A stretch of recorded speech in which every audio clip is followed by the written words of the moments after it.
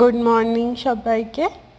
এই হলো আমাদের বৃষ্টির পরে সুন্দর একটা সকাল। গতকাল রাতে এত বৃষ্টি হয়েছিল, বাপরে, প্রচুর বিদ্যুৎ চমকাচ্ছিল। মেঘ ডাকেনি, কারেন্ট ছিল না বহুক্ষণ। আর তারপরে আজকে সকালে দেখলাম, তখন 6:30 মতো বাজে, আমি দেখলাম জানলা দিয়ে খুব সুন্দর নীল রঙের একটা আকাশ, তার মধ্যে সাদা তুলোর মতো মেঘ, আর ওই যে ওপরে সব পাহাড়গুলো দেখা যাচ্ছে।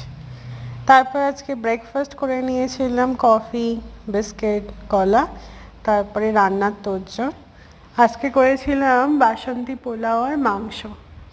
বাসন্তী পোলাও আমি এর আগে কুকারে কখনো করিনি, সবসময় কড়াইতে করেছি, তো এটা প্রথমবার কুকারে করলাম। আর কোনো ইউটেন্সিলস নেই, তো ওই আর কি।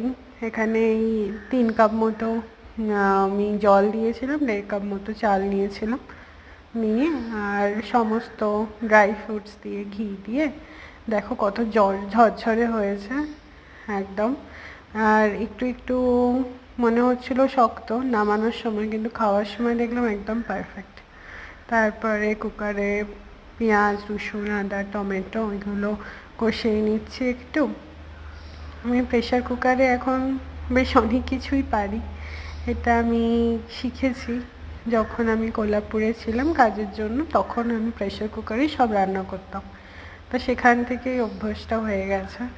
আস্তে আস্তে কষিয়ে কষিয়ে মাংসটাও করে নিলাম, দেখো কত সুন্দর কালার এসছে। মাংসটা খুব ভালো হয়েছিল, আর এই যে একদম ঝরঝরে, ঠান্ডা হয়ে যাওয়ার পর তা আরও ঝরঝরে হয়ে গিয়েছিল। এটা ভীষণ সুন্দর খেতে হয়েছে, তাই একটু সাজিয়ে গুছিয়ে নিলাম। নর্মালি তো এমনিই খেয়ে নিই, আজকে রবিবার এত কষ্ট করে করলাম, ভাবলাম সাজিয়ে নিই। তো কাজু বাদামগুলো দেওয়ার চেষ্টা করছিলাম ওপরে একটু খুঁজে খুঁজে। এখানে লুজ কাজু বাদাম কিনে আমি বানালাম এটা, কারণ বাড়িতে কাজু বাদামের প্যাকেট কিনি, এখানে কোথায় রাখবো, অত কৌটোও তো নেই।